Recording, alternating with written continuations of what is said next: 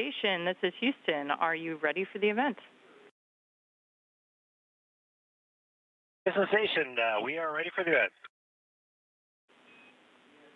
WUSA, this is Mission Control Houston. Please call station for a voice check. Station, this is Caitlin Brass with WUSA. How do you hear me?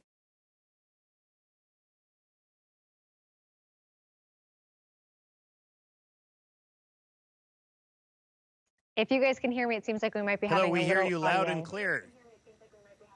Excellent, excellent. Thank you guys so much, Mike and Jeanette. I appreciate you taking the time to chat with me this morning. Seems like we might have a little bit of a delay, understandably so. So we'll work through that and get right to some questions to be mindful of your time. So Jeanette, we'll start with you. What was it like finally seeing Earth from space after years of all of that training? Well, I could say that it was amazing. You see pictures of it and you dream of it, and you just never know what it's going to be like when you see the real thing, but it's still I was still awestruck to see it. So it's absolutely beautiful to see the Earth from that vantage point, from this vantage point. And Jeanette, talk about how your studies at UMD helped prepare you for this opportunity. Oh, University of Maryland helped greatly. You know, as a student, I was taught to build my own models, to fix my own models, to develop the analytical capabilities to describe what my model would do. And kind of here in space, we're the big thing that we do is that we are the hands and eyes for all the scientists on Earth. And plus, we also have to take care of the space station. So as a student, we learned all the basic skills that you would need to do that. And, you know, over the years, you continue to hone and sharpen those skills. And, you know, those are the skills that we need, like even today or yesterday, just taking boxes out of the cargo ship and transferring them to the station. You know, we're using basic tools, and everything that we learned as a student, I learned as a student, you know, comes into play now. Well, there are a lot of folks here in the DMV and, of course, at the University of Maryland that are very proud of you. Talk a little bit more about what astronaut training at NASA was like. Oh, wow. Astronaut training is it's amazing. We, as ASCANs, you know, we start learning about the International Space Station. We learn robotics. We learn to fly the T-38 jets. We learn to do an EVA. And so even beyond that, once we're past astronaut candidacy, we go on to do analog missions where you can live underwater for 9 days or 2 weeks, or you can live in a cave for 5 days. So all the analog studies that we do kind of simulate what we're doing here in space right now. And even the National Outdoor Leadership School classes that we do, where we're either camping in Utah or in Wyoming, or we're whitewater rafting in Alaska. All of these things teaches us how to work together in a group as a team and to learn self-care and team care at the same time. So a lot of the training that we do, all of it contributes, and it's led us here right now. Absolutely amazing. And talk a little bit more about what specifically you'll be doing on the ISS during this expedition. Well, there's many, many different experiments that'll come along through our increment. And so, you know, right now we're configuring the station for our crew, and we're helping the crew that was here configure to go home. So right now we're doing a lot of taking things out of the Dragon that brought us up here and helping to reconfigure the vehicle that was here already, the Dragon vehicle. And in the future, we're going to do things like some cell biology studies, some stuff with the microscope here in the Japanese exploration module, and many different things on top of that. So very cool. And talk a little bit more about what it's just been like in space so far. How have you been eating, sleeping, doing all of these things that seem are so much easier here on Earth? Well, that's a great question. We've been here a day and a half, and most of it has been just adapting, acclimating to the space environment. When, you know, once we hit 0G, the first thing that happens, you know, as Dr. Barrett stated to us, was that we'll get this fluid shift, and we'll get a puffy face. And then after about 2 weeks, we kind of acclimatize to that. So even with that happening, it's still amazing to be in space and float and try to learn how to float properly without knocking things over and snagging wires. So it's been fun, and it's been a little bit of interesting time adapting. And Jeanette, it's my understanding that this isn't necessarily the path you thought your life would take. Can you talk a little bit more about how you got here in space?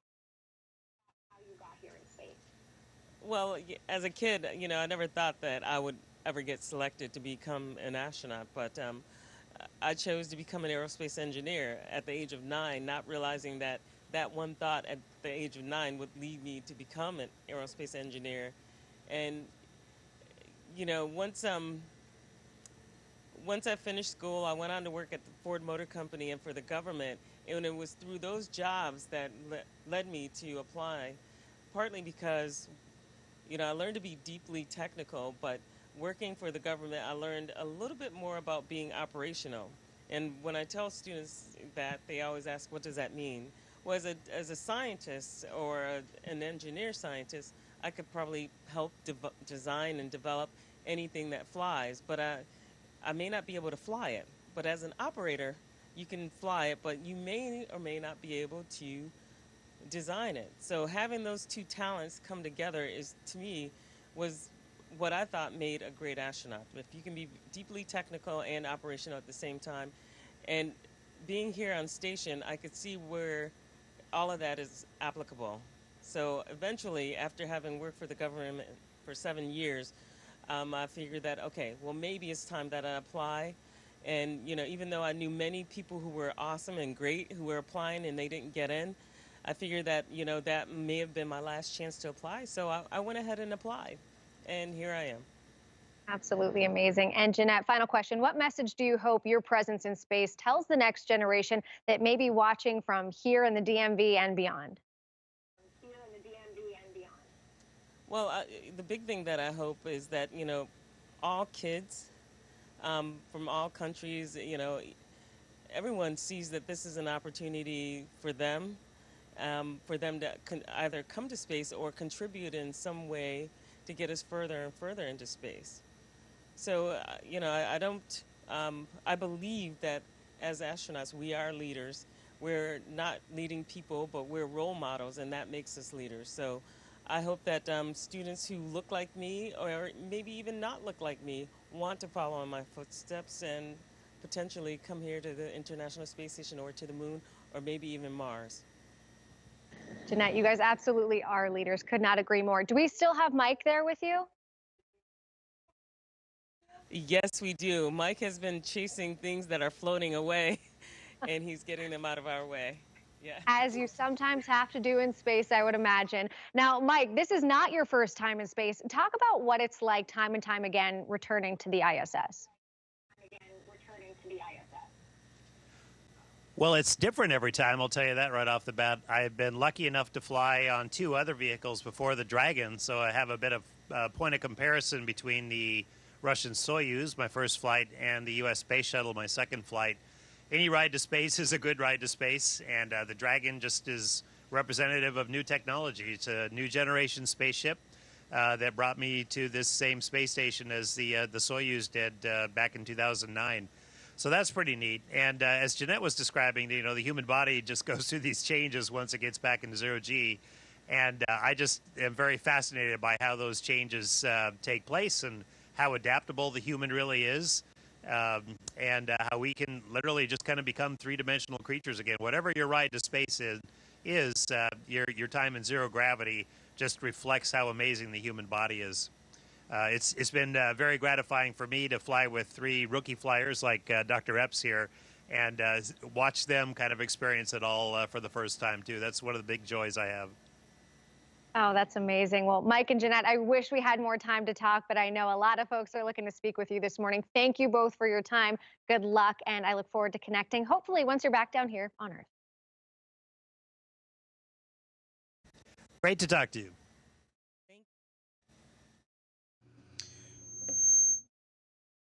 This is Houston ACR. That concludes the WUSA portion of the event. Thank you, Mike. You are free to go. Jeanette, please stand by for a voice check from the University of Maryland. Station, this is Annie Krakauer with the University of Maryland. How do you hear me? I have you loud and clear. How me?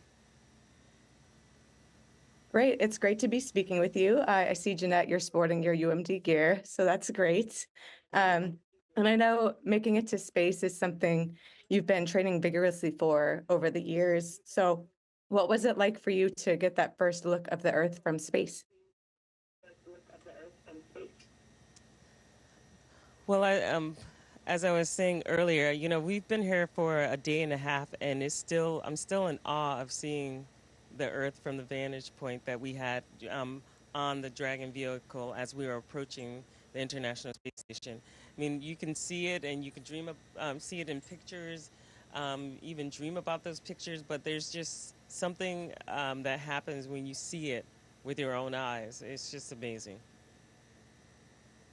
And I know you mentioned you've just been there a day and a half. So what's it been like getting used to the practical side of living in space? Things like eating, sleeping, going to the bathroom even, things we here on Earth maybe take for granted. We definitely take it for granted. We have been, one of the things that happens is that you get this fluid shift in your body. So you get a puffy face, and it lasts for about 2 weeks. And then it may sound a little congested, but that's just the fluid shifting in your body. So over the next 2 weeks, my body will acclimatize and adapt to this space environment, no gravity. The things that we're doing is doing a couple of different things with the vehicle. We're taking things out of our vehicle, configuring it for staying here for 6 months, and then we're helping the crew that is here, we're helping them get ready to leave. And, in the evenings and during the day, we'll have some meals together. Some of the things that I've eaten already were some barbecue beef brisket, things like that.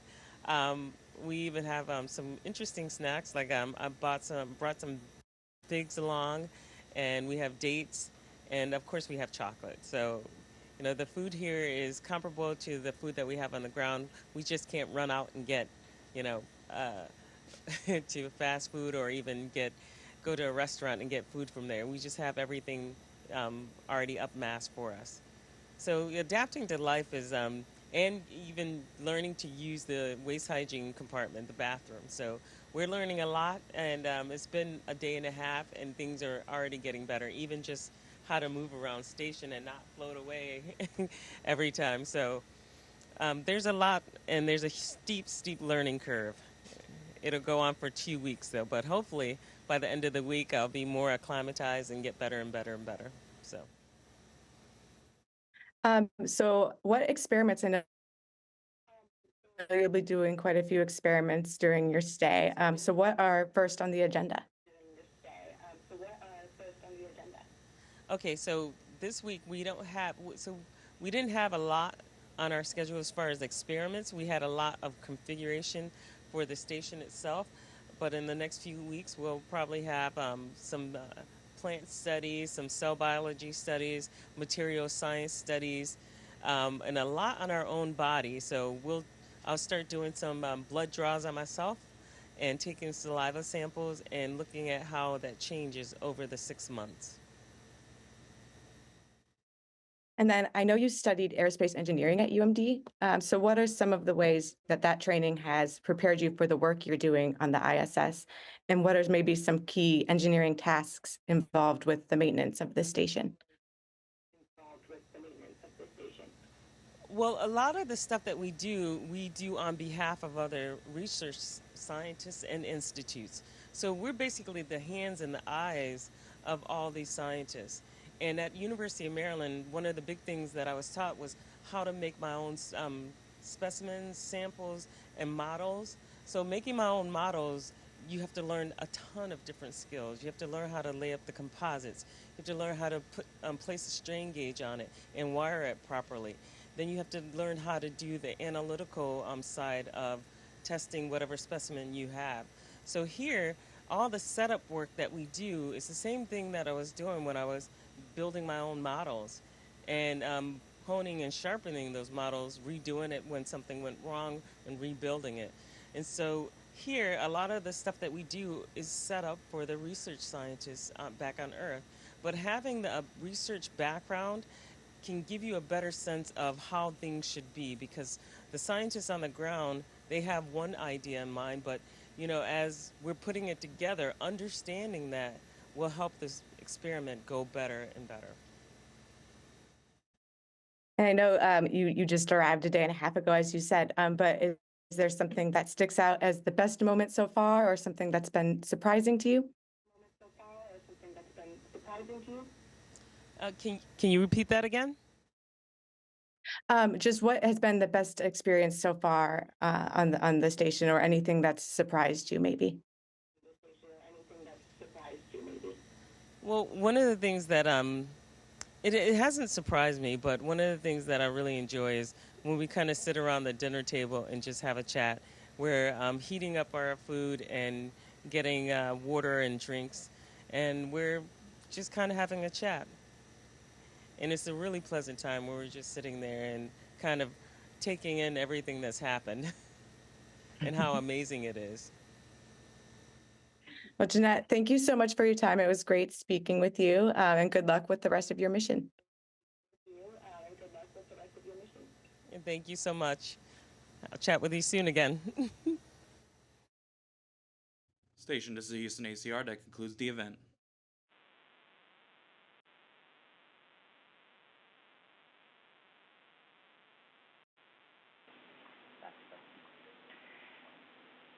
Thank you to all participants.